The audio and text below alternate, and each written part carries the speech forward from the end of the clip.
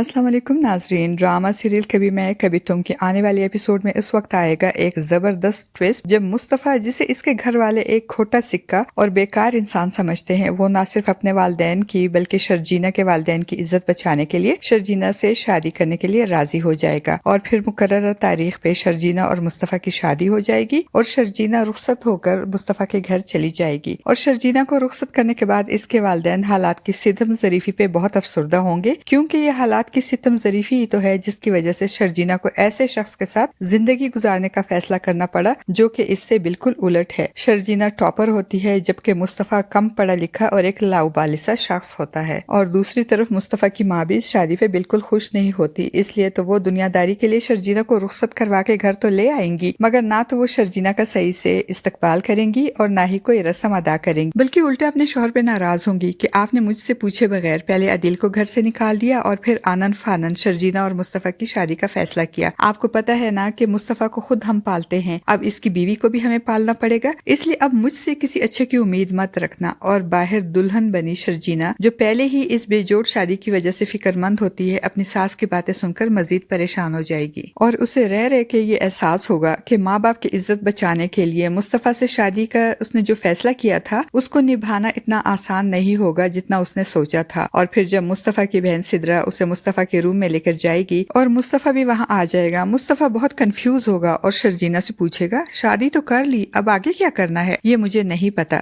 तब शर्जीना भी कहेगी कि मुझे भी नहीं पता कि इस रिलेशनशिप का मुस्तकबिल क्या होगा भी या नहीं। और दूसरी तरफ अदील, जिसने स्टेटस और तरक्की के लालच में रुबाब से शादी करने के लिए शर्जीना को रिजेक्ट किया, मगर रुबाब का बाप मंसूर साहब पहले तो इस शादी पे राजी ही नहीं होता, मगर जब रुबाब बहुत ज्यादा जिद करती है तो रुबाब की जिद की वजह से मान तो जाता है मगर खुश नहीं होता। वो तो शादी वाले दिन अदील से हाथ मिलाना भी गवारा नहीं करता। नाजरीन, आपको क्या लगता है, एक तरफ मुस्तफ़ा और शर्जीना की और दूसरी तरफ अदील और रुबाब की इन बेजोड़ शादियों का अंजाम क्या होगा? अपनी कीमती राय का इजहार कमेंट बॉक्स में जरूर कीजिएगा। चैनल पे न्यू है तो चैनल को भी सब्सक्राइब कर दीजिएगा। शुक्रिया।